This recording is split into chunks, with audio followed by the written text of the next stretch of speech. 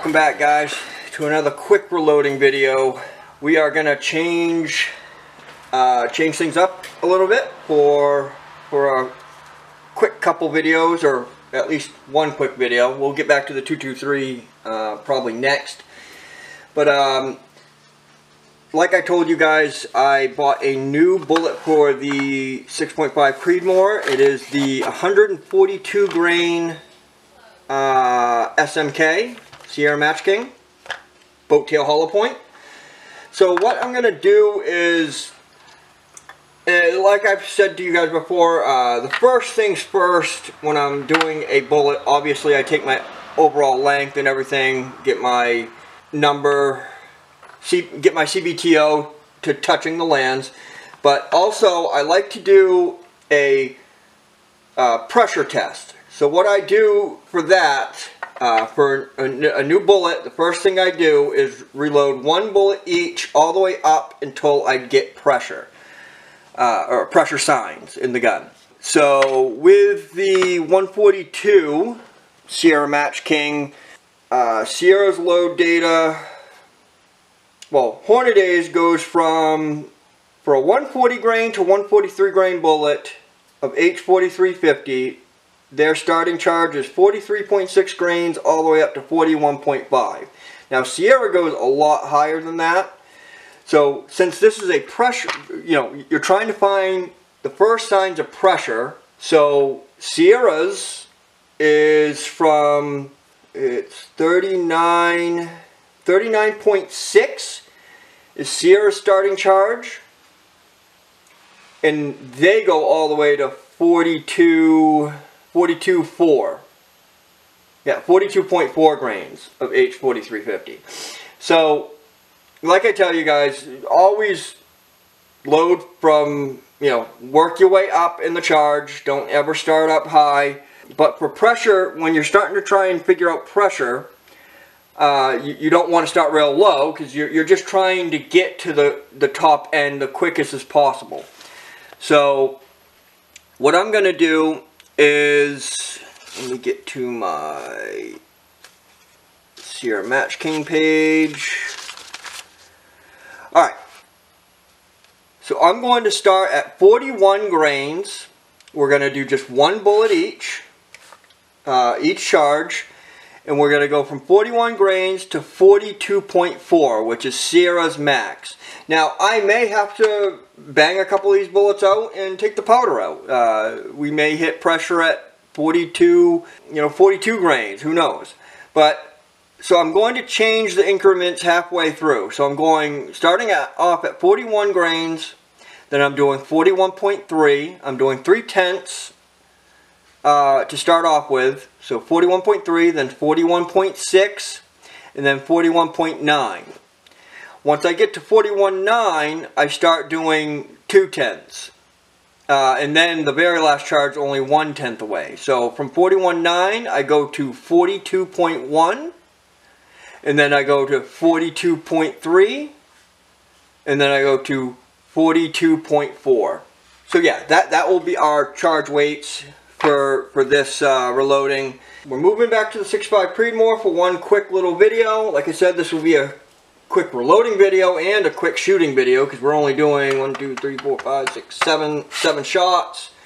And this is just, but this is a crucial part.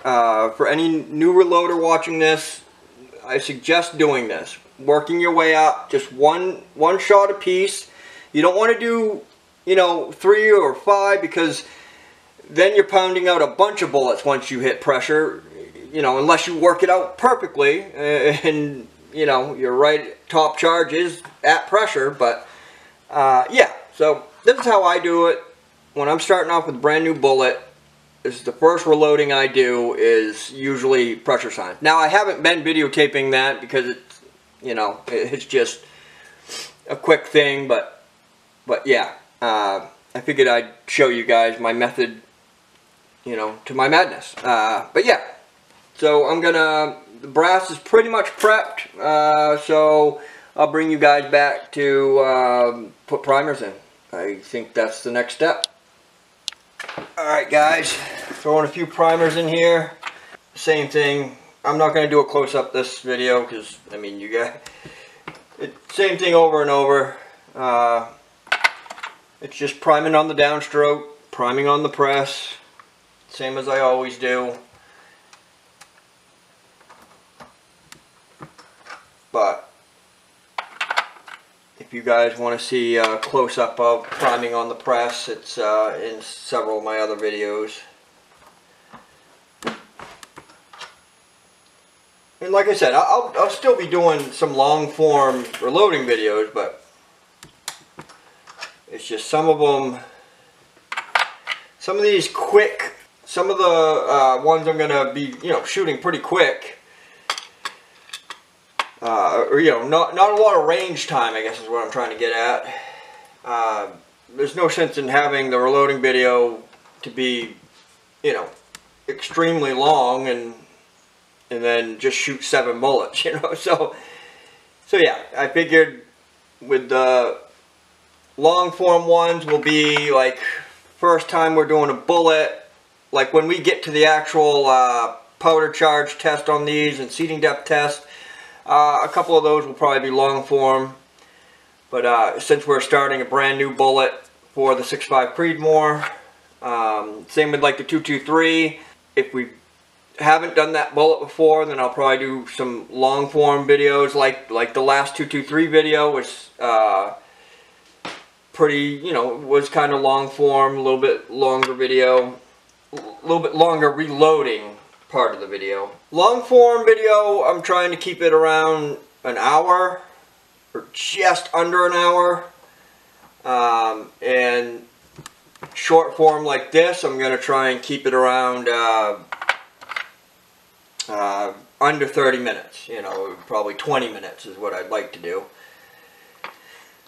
But yeah, so priming on the press is just priming on the downstroke, putting a primer in the little cup on the side of the press here, one of these things, and yeah, put your case in, put your primer in the little cup, and prime on the downstroke.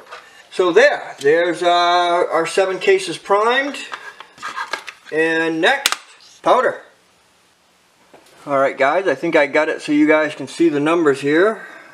I'm not going to use my balance beam. This is just kind of, I mean, it's crucial that I get it right, but like I've said to you guys before, this Frankfurt Arsenal is, I cross-reference it with my balance beam, and I'm usually about 1/10 most of the time, sometimes 2/10, but you know, it's pretty accurate. So accurate enough to build a pressure charge, you know, to get up to pressure and, you know, not make it dangerous. Because by the time we hit pressure, it's, even if I'm about 1/10 away, it's not enough to make the gun dangerous or the bullet dangerous. When it comes down to pressure, you guys just don't want to, you know, you always want to work up to your highest load, and I'll always tell you guys that. I always do it too. It may sound like a, you know, just whatever, a safe, you know, telling new people to be safe or whatever, but you should be, absolutely. I've been reloading for 10 years and I still work up from low to high. Now I may not start at the very beginning, but I start at maybe, you know, the second load up from the beginning, you know, in the load data, in the load manual, or maybe the third load up, you know. So I start close to bottom. Alright, so first charge is 41.0. I'm going to try and do this without my, yeah.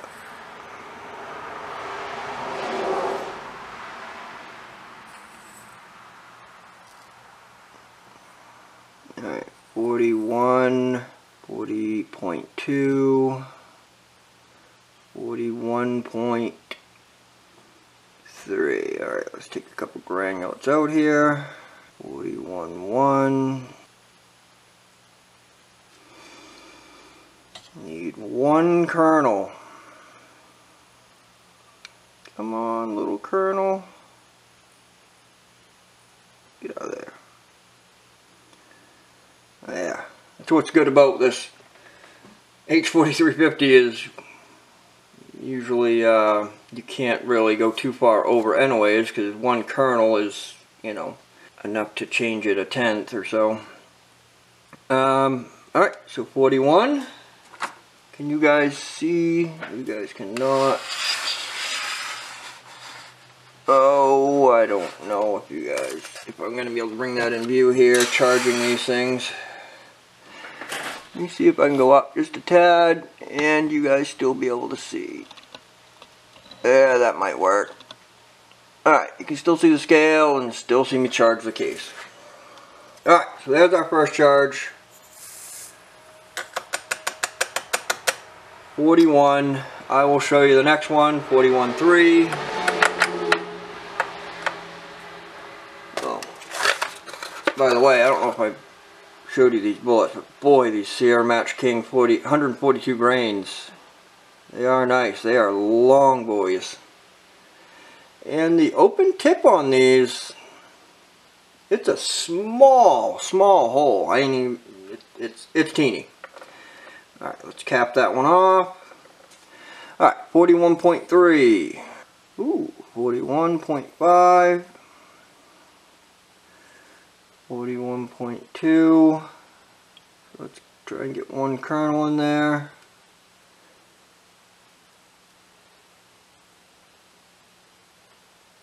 .3. Alright guys, I'm going to get the rest of these all charged up for you. And then we will be on to seating. Which seating is going to be easy too, because I'm just going to do 20 thousandths off the lands like my normal powder test. I just do everything, any testing I do on a bullet, unless it's seating depth test obviously, but any other testing other than seating depth, it's always 20 thousandths off the lands. Alright guys, let's get these seated. I just seat with my Lee dead length seating die, I think it's called, or something like that, I don't know. Works good though. I wish it had a micrometer top. I may end up ordering just a micrometer seating die for 6.5 Creedmoor, since I'm going to be reloading it for quite a while. I love the cartridge, so I'm going to definitely keep reloading for it. Alright, so we got to keep these straight as well, so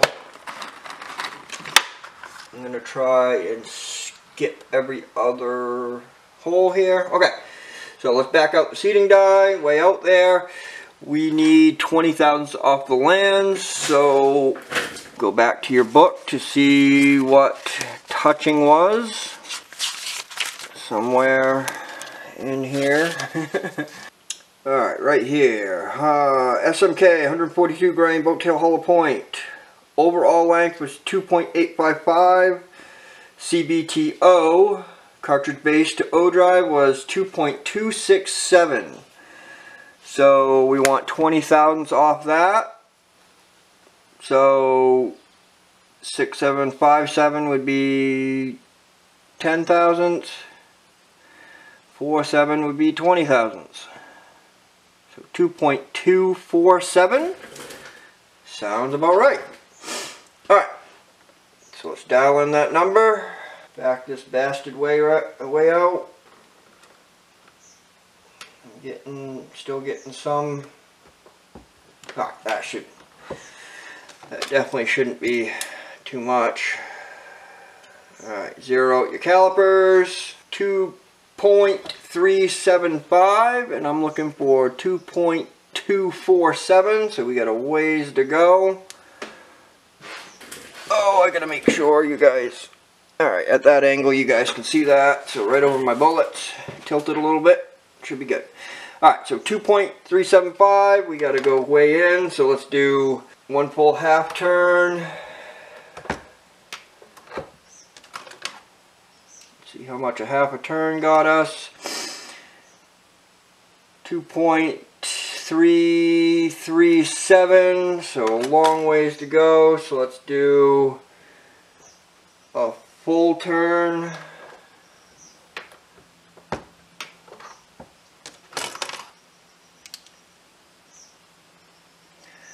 Alright, now we'll start making the turns a little less. 2.271. We are looking for 2.247. So let's do a half turn. 2.243. So I overshot it. Like always, you guys see it all the time. Alright, so let's back out. I went a half turn, so let's back out at least quarter of that half. I'm gonna leave it because we're just searching for pressure. So we're not doing a test at powder or seating depth. Those two are crucial to keep seating depth consistent. Obviously with powder test, if you change your seating depth throughout the powder test, then your groups are going to change because the pressure is different when a bullet is this long or a bullet is this long, you know. So pressure changes as the bullet comes out of the case. It lessens as it comes out of the case. So with a pressure test, you're just trying to get a, you know, rudimentary way of starting to get a pressure sign. So once you start to see a pressure sign, that's when you know you want to back off that number anyways. And that's why when you're doing a pressure test, you're just trying to creep up on that initial sign, whether it's starting to get a flat primer or a little ejector mark, little swipe. And that's why at the top end you want to start going, you know, you want to go down to just 1/10 of a grain or 2/10 of a grain instead of, you know, I usually go in increments of 3/10. But on a pressure test, once you get to the top end of your charges, like you saw on my last 3 loads, it's only going up in increments of 1/10 or 2/10 and then 1/10. So yeah, you just want to creep up on those numbers. And now this may not even produce a pressure test or any pressure signs. I doubt it. And to be honest, I actually haven't gotten any pressure signs out of that bench rest gun yet on any bullet. So this will be the first. I tried to get up to pressure on my ELDM and I didn't want to go any further. I really couldn't get up to pressure. I mean, I could go further and get up to pressure, but I was already up past the book load by quite a bit. So yeah, once you're up to a certain point, there's no sense in even going further because you're just, yeah, you're just causing trouble. So yeah, I've already backed the seating stem out, so I'm not gonna ram that all the way up. Let me see what that is first. Alright, 2.267. Yeah. Let's go all the way up with that one. 2.253. So let's creep down just a hair more. We're looking for 247, 2.249, so 49, 48, 47.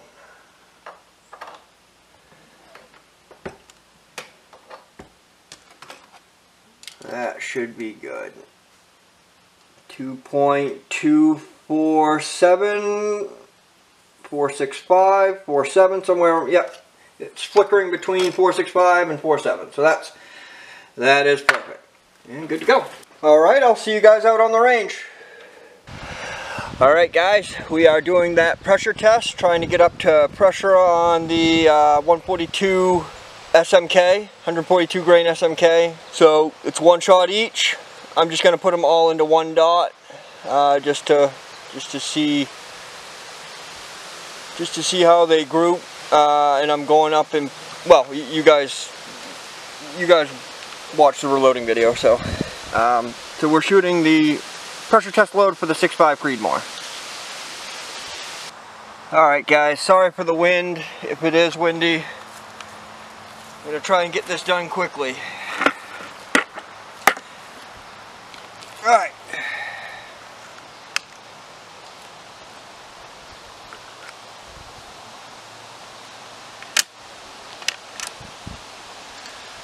First round.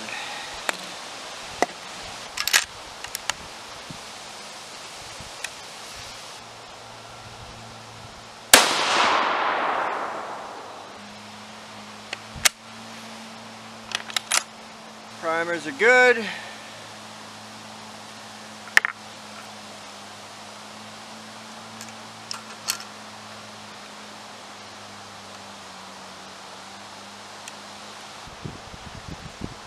I don't know where that hit,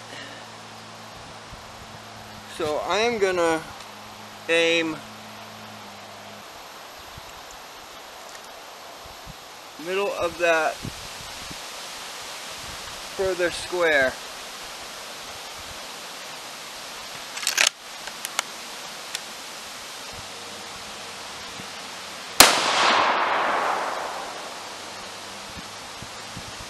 Okay.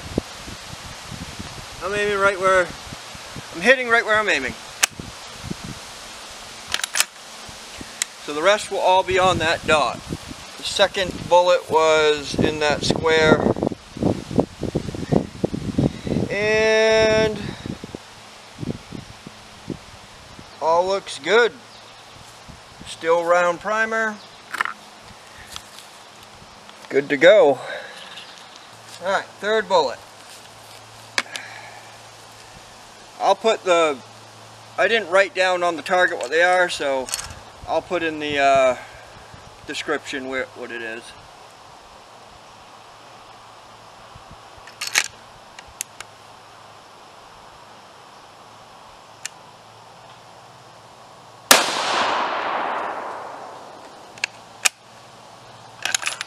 Still have round primer, no heavy bolt lift, and no swipe. Moving on.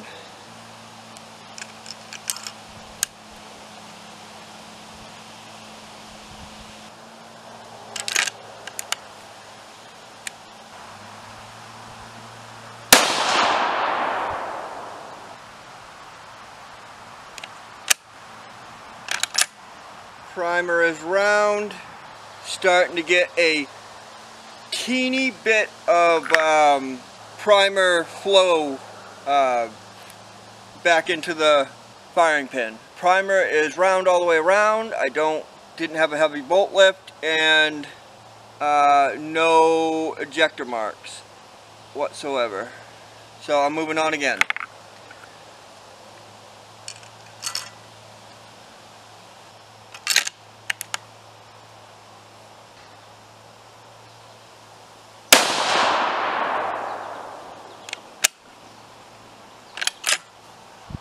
Same thing, teeny bit of cratering in the primer. Primer is round all the way through. No smiley face. No classic Remington smiley face, they call it. Moving up again.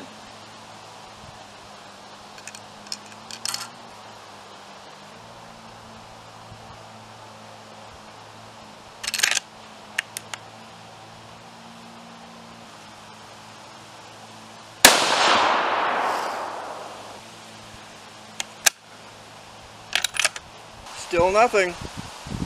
Alright, last bullet.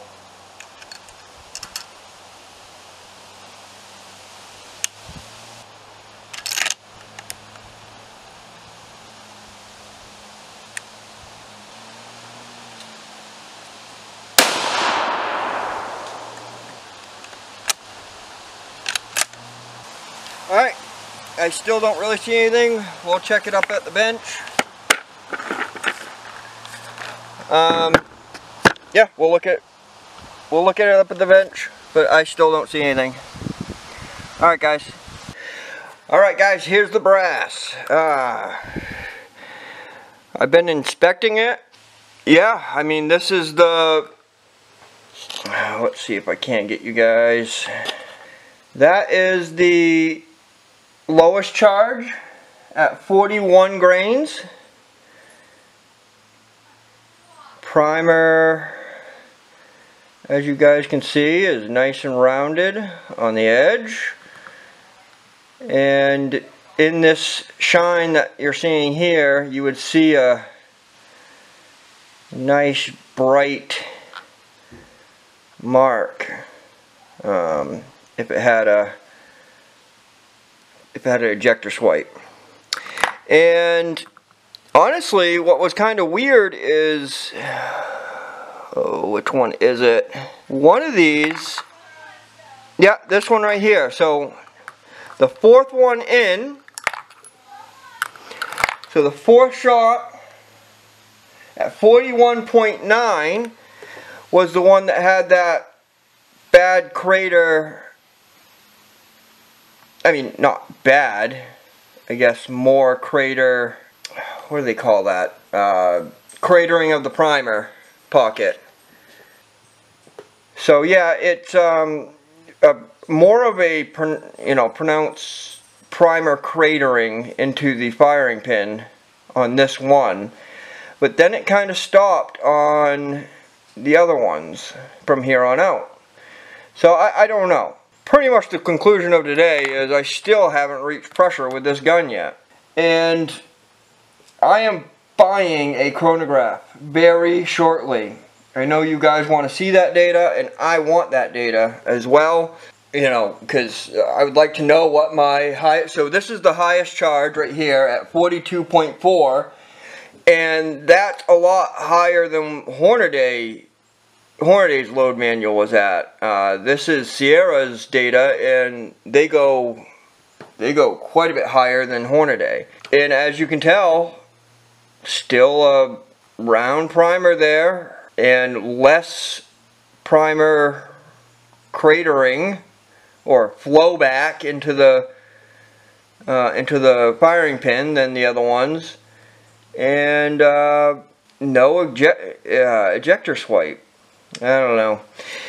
So I'd like to know what that highest charge was for velocity, because I wouldn't even bother to go up any more, because like I said to you guys a while back ago, there's a certain point where you just don't need to go any higher, because you're just, sometimes, and a lot of people will tell you this, sometimes you don't get pressure signs. I mean, eventually, no matter what, you're going to get it, but like sometimes you don't really get pressure signs until it's really dangerous. So I don't think I'll go any higher than this. I may go, well, I may go a little bit higher, because that was Sierra's top load, which was way higher than Hornaday's load. So I figured, and sometimes Sierra's data is, you know, a little spicy.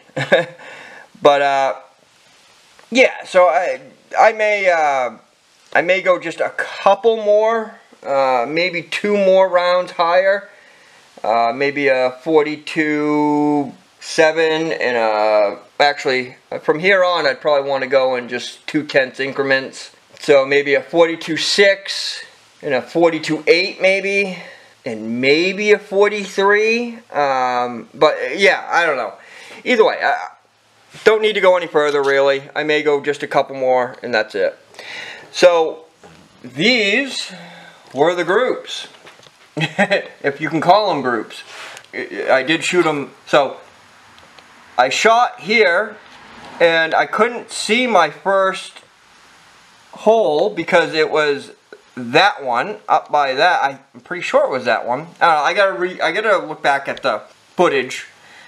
Either way, the first shot I couldn't see, so I sent the next one over here. So that's the second shot, and realized, okay, it's shooting where I'm aiming. So I went back and put them all right there. So that ain't a bad group for, you know, a powder charge test, throwing them all right into one hole. So I mean, throwing the whole powder charge test into one dot. But I may measure it and put it up, but I wasn't going for groups. As you guys know, this is just trying to find pressure signs, so you know where they're at.